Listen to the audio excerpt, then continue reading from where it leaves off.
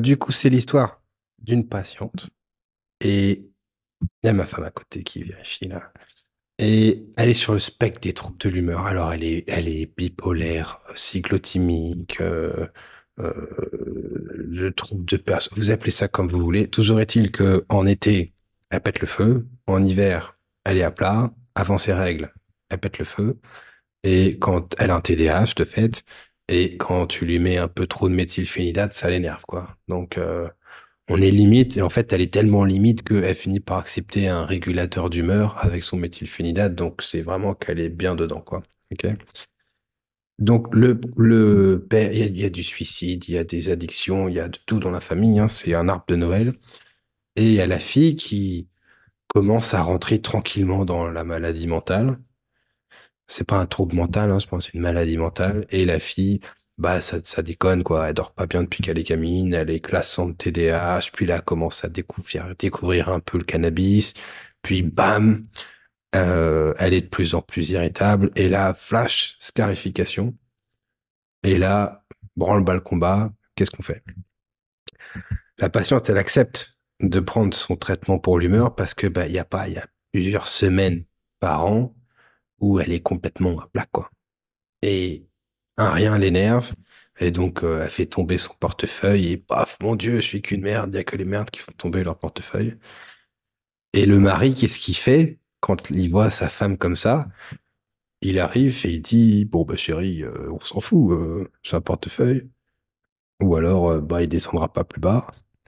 Et bah, ça lui fait péter un boulon à la femme parce qu'elle le sait, hein, elle le sait, hein, que bah, de fait, il va pas creuser un trou dans le sol, que c'était qu'un portefeuille. Il est déjà tombé, il retombera. Elle le sait, c'est pas le souci. Et donc, ça n'aide pas. Et en fait, nous, on appelle ça en psychiatrie, on appelle ça invalider. C'est vraiment, j'ai une émotion, je véhicule mon émotion. L'émotion est faite pour véhiculer, on est d'accord. Quand je suis en colère, les gens voient que je suis en colère, donc ça permet de pas trop faire le con, si jamais ils peuvent modifier. Quand je suis triste, les gens voient que je suis triste, donc ça leur permet de me proposer de l'aide. C'est pour ça que sur les réseaux sociaux, on est des vrais connards, parce qu'il manque la moitié des infos, si ce n'est plus. Et donc, en fait, quand on reçoit une émotion de quelqu'un qui est proche, pas trop chercher à réfléchir, quoi. Faut accueillir l'émotion, sinon ça va moins bien se passer après. Alors après, on peut dire, je refuse ton émotion, tu te démerdes, mais faut accepter les conséquences de ça parce que la conversation commence très mal. Et du coup, la patiente, elle est avec sa fille, et elle est là, et puis elle me dit, bah, qu'est-ce que je fais? Qu'est-ce que je peux faire? Si jamais elle a ma maladie, c'est que je suis coupable, c'est que j'ai merdé, machin, machin.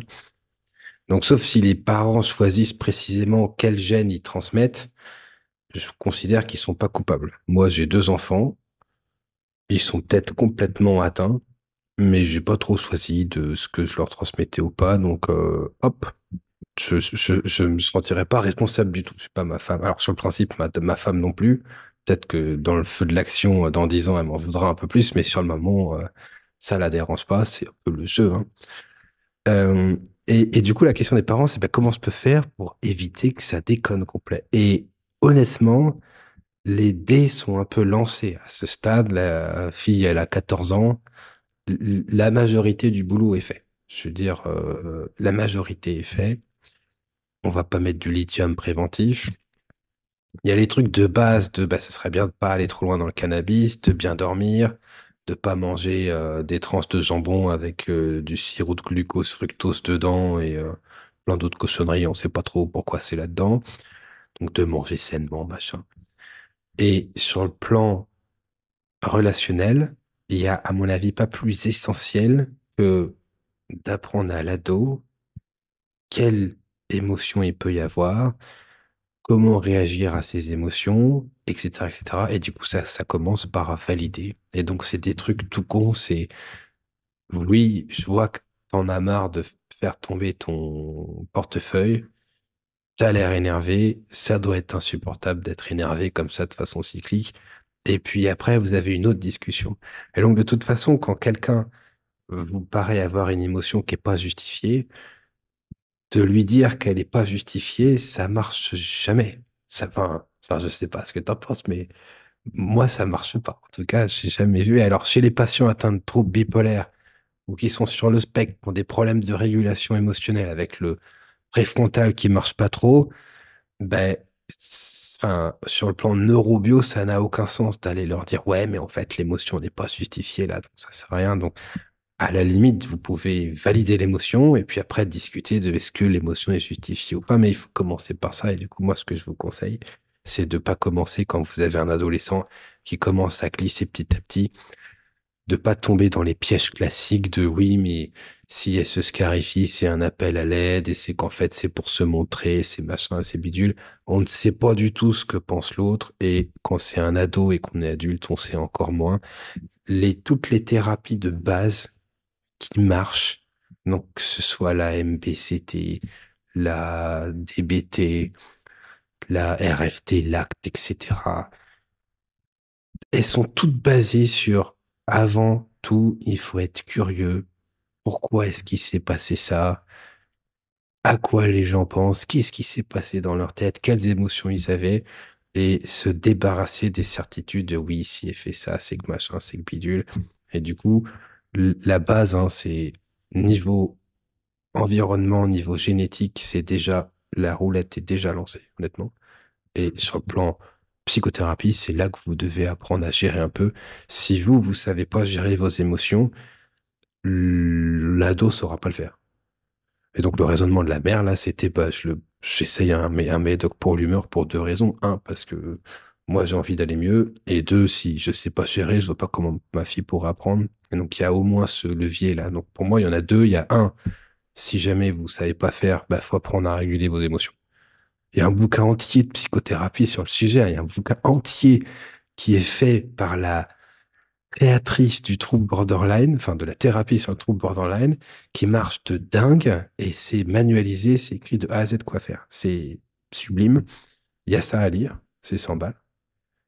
Et puis, si vous avez des problèmes d'humeur, bah, faut se faire traiter, quoi. Alors, ma femme précise, et elle a raison, en tout cas, je suis d'accord. Si lui dit de façon réflexe, ouais, mais il n'y a pas besoin, il n'y a pas de raison de s'affoler, c'est qu'un portefeuille, je sais pas quoi, de pas invalider sa réponse à lui.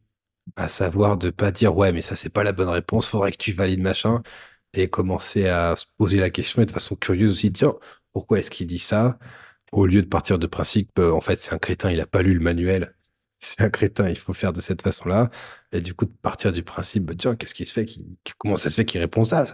Il me dit ça à chaque fois. S'il sait que ça marche pas, peut-être qu'il sait pas que ça marche pas, peut-être qu'il pense bien faire. Enfin, qu'est-ce qui fait qu'il redit ça à chaque fois, alors que moi, j'ai l'impression que ça sert à rien, que j'en ai marre. Et donc, c'est le même principe, en fait. Et elle a raison. C'est le même principe dans l'autre sens, à savoir, ben, pourquoi est-ce qu'il fait ça? Parce que des fois, il y a des hommes, je vous parle d'hommes, mais parce que là, on parle d'hommes, mais ça se trouve, le gars, il pense bien faire, il trouve que c'est efficace et il est même pas au courant que ça énerve madame. Ou alors, ça le rassure, ou alors, ses parents faisaient ça, ou alors, il a lu le bouquin, mais il a rien compris, ou alors c'est moi qui... Enfin, vous voyez, l'idée, c'est vraiment d'être curieux sur ce qui peut se passer avant d'émettre des catégories de ça c'est bien, ça c'est pas bien, ça c'est un appel à l'aide, ça c'est machin, ça c'est... Parce que c'est comme ça qu'on fait des conneries. Voilà.